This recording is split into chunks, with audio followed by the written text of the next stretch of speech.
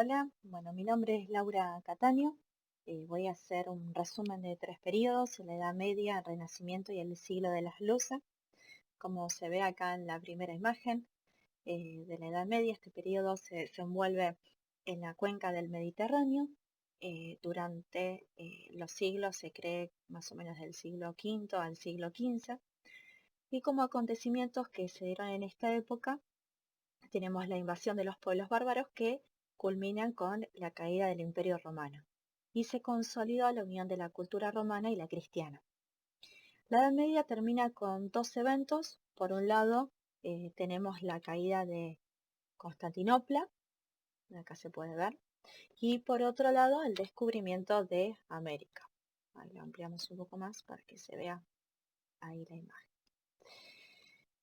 Comúnmente se llama esta Edad Media como la Edad Oscura o el oscurantismo, pero este periodo abrió nuevos horizontes a la vida social porque contribuyó a la formación de ciudades-estados europeas y a la integración de las mismas en cuanto, por ejemplo, al idioma, con la formación de las lenguas romances como el italiano, el español, el francés, y las modernas como el inglés y el alemán. Así que no fue un periodo vacío o perdido, sino que es uno de continuación de las culturas antiguas. En esta época, el poder no residía en la superioridad militar, sino la lealtad al señor feudal. Esto lo podemos ver en la literatura de esa época, por ejemplo en los cantares de gesta, como tenemos ejemplo el cantar de Roldán, el Mío Cid y la saga del Rey Arturo. En cuanto a lo que es iglesia, la economía eclesiástica utilizaba las peregrinaciones, donaciones y los diezmos como capital simbólico. Esto favoreció a las artes como la arquitectura y las pinturas porque promovió la creación de centros de peregrinación, iglesias, catedrales y monasterios monumentales. Ahí, por ejemplo, podemos ver lo que era un monasterio en esa época. Así también como la creación de universidades. En lo que es considerado la Alta Edad Media, que es en los años 476 al año 1000 después de Cristo, el terreno del arte sufrió una revolución porque la función de la obra y su mensaje se transformó y el surgimiento y la expansión del cristianismo determina esta etapa, así como las influencias islámicas y bizantinas. Por ejemplo, el arte bizantino, por ejemplo, ellos cubrían todo con oro. Eran creaciones de interiores muy elegantes y sorprendentes. De este modo, la función de la imagen cambió y ya no se buscaba imitar la naturaleza y enfatizar el realismo, sino una figuración abstracta y simbólica. Por eso las pinturas relieves y otras manifestaciones plásticas carecen de proporción. Esto no era una voluntad artística presentar aspectos espirituales por medio de forma para que los fieles comprendieran dogmas y mensajes morales, pero no cayeran en la tentación de la contemplación del cuerpo. En las artes plásticas, la imagen de Jesús se ilustraba como Hércules o Hermes. Ahí se establecía un paralelismo entre los dioses griegos de la antigüedad. Acá tenemos otras de las imágenes de Jesús. Y también tenían otras representaciones que se utilizaban mucho en la Edad Media, por ejemplo el pez, tenían un cierto fanatismo con el pez y el crismón.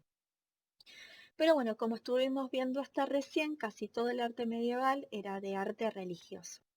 Ahí también surge el poeta Dante Alighieri, que escribió, ahí lo tenemos a Dante Alighieri, que escribió la Divina Comedia, y nos presentó la idea del cielo y el infierno, y esto, bueno, favoreció un montón a la Iglesia Católica porque justamente la gente le tenía mucho miedo al infierno. También surge el arte celta. Fue usado los manuscritos iluminados que estaban hechos por los monjes de los monasterios y bueno, son verdaderas obras de arte por su belleza y tenían un estilo único.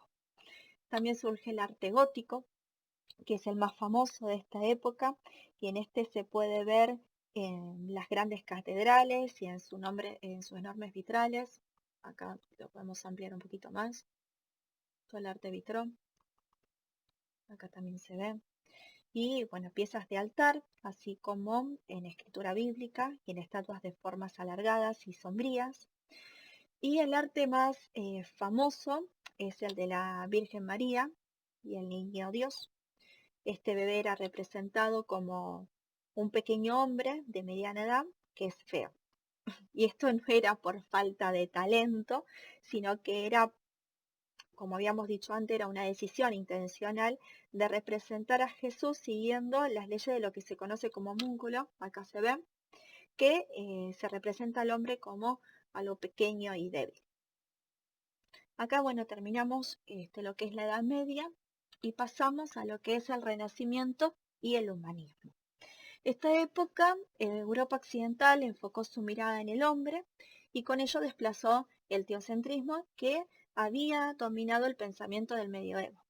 Podemos decir que es un conjunto de manifestaciones artísticas que deben de una actitud vital común, el humanismo, cuya definición más extendida contempla una característica fundamental, la vuelta a los clásicos griegos y latinos, los cuales sirvieron para poner los cimientos y construir la civilización moderna.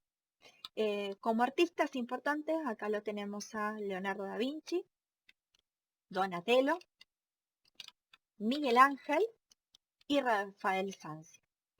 El Renacimiento no fue una simple copia del periodo clásico. Ahí lo tenemos, Rafael Sanzio. El Renacimiento no fue una simple copia del periodo clásico. Una de las contribuciones al arte de este movimiento fue la perspectiva lineal, obras como La Santa Trinidad de Masaccio, La Anunciación de Fra Angelico. Ahí lo ampliamos un poco más. Un poco mala la calidad de la imagen. Y para las personas de este tiempo, pasar de las pinturas planas y sin profundidad, pasaron a ya pinturas realistas con una perspectiva y profundidad. Acá se nota lo que hablábamos, ¿no? De en la perspectiva lineal. Vamos a ampliar un poco. Ahí se ve. En cuanto a arquitectura, esta se caracteriza por tener formas simétricas y perfectas. Por ejemplo, en el Domo de Florencia, que es lo que se ve acá. Y acá voy a citar un juego que es muy conocido, que se llama Assassin's Creed, que, bueno, si bien es un juego, está inspirado en hechos y personajes históricos, y es muy interesante porque nos muestra cómo es Florencia por dentro. Es como si estuviéramos viviendo en ese periodo. Nos lleva a ver bien la arquitectura, la estética, el arte que se vivía. Y podemos ver todo lo que venía mencionando hasta recién: la iglesia, las catedrales, monasterios, cómo era la cultura. En ese momento podemos caminar por las calles de Florencia y también se puede interactuar con personajes como, por ejemplo, se menciona, bueno, acá se ven los cuadros, por ejemplo, y este es Leonardo da Vinci y menciona varias cosas con referentes a su vida. Por eso se decía que está inspirado en hechos y personajes históricos, que todo eso es basado, por decirlo así, en la vida real. Si bien esto es una ciencia ficción, sí se basa en hechos históricos reales. Muy interesante, para ahí al que le gustan los videojuegos, se puede aprender mucho de historia y se puede apreciar mucho la estética, más que nada en estos juegos de Florencia. Siguiendo, también ahí en Florencia comienzan los patrocinios al arte, hay algunas familias veían al arte como una forma de incrementar su estatus social. Todos los ricos querían tener retratos de sus familias en capillas, iglesias y villas, no porque fueran religiosos, sino porque eran los lugares públicos más frecuentados en la época. Y tenemos el ejemplo de la familia Medici, que le pagó, acá se me tildó, está grabado, que le paga a Botticelli para que lo incluyera en sus pinturas bíblicas. Que ahí lo están adorando, se lo puede ver, que lo están adorando al niño Jesús. Este es parte de la familia, acá había otro. Y lo más gracioso es que está Botticelli acá posando, ¿no? Hay un autorretrato del propio artista. Y todo esto hizo que la profesión del artista fuera muy competida y de mucho prestigio.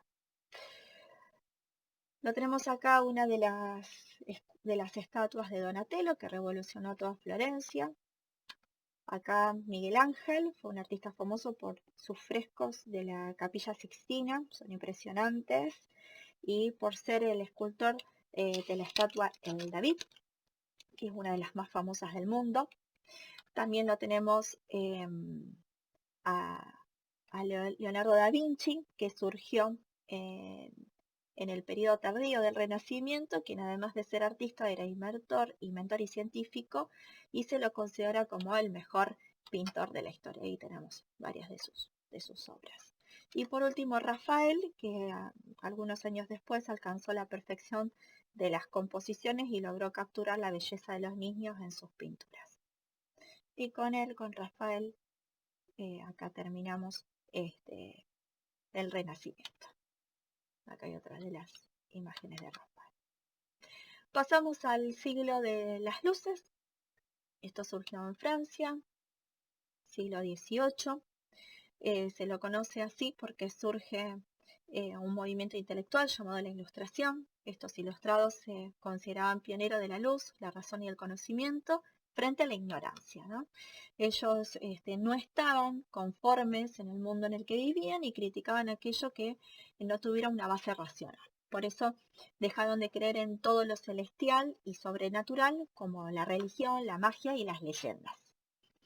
La ciencia y la razón eran el progreso de la humanidad, por eso era muy importante que el hombre se educara, porque la razón humana combatía la ignorancia. Las arquitecturas se desarrollaban en las construcciones que sirven para mejorar la vida del ser humano, ¿no? Hospitales, bibliotecas, museos y teatros son construidos con una visión de arquitectura lógica, en donde el edificio cumplía una función social, o sea que la estética acá ya había quedado un poco de lado. En el siglo XIX tenemos, por ejemplo, la nueva arquitectura de Gaudí, en su propuesta de la Sagrada Familia o la Torre Eiffel, como la podemos ver acá. Y en las pinturas tenemos autores como Goya, quien retrató las crueldades que sufría España contra Francia, quien no se puede delimitar dentro de una forma estética determinada, porque sus pinturas fueron más allá de los preceptos clásicos y retrató y cuestionó su época y presentó cambios en la técnica y en la estética. Muy, muy interesantes las pinturas de Goya, que son estas. Después tenemos en este siglo el arte rococó, que era acá, fino, elegante, utilizados en fiestas al servicio de la burguesía y la aristocracia. También se originó en Francia. En este periodo el artista ya podía realizar sus obras con un poco más de libertad. En la decoración buscaban la comodidad, el lujo, el refinamiento. Los materiales utilizados son la madera, el mármol o los cristales de Bohemia. Los objetos más utilizados son los jarrones de porcelana, candelabros, grandes lámparas y enormes espejos. Y el diseño destacan los tapizados de flores y las cortinas de terciopelo que eran adamascados con hilos caros, como se puede ver ahí. La pintura es de colores suaves, delicado, con líneas fluidas y ligeras. Son obras que reflejan la alegría y frivolidad de la época. Tenemos un pintor que nos da un gran ejemplo de esta época del rococó, que es Jean Honoré Fragonard, con sus obras como El Columpio y Mujer joven leyendo. Acá las vamos a ampliar un poquito para que se pueda ver mejor. Y por último tenemos el arte neoclásico, que los edificios principales con este tipo de arquitectura fueron iglesias, palacios, edificios públicos. La escultura neoclásica buscó la belleza ideal, la sencillez y la serenidad.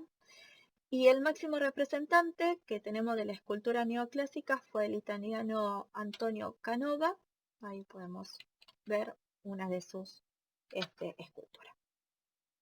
Y bueno, y con esto terminamos el último siglo de las Hexas. Espero que les haya gustado.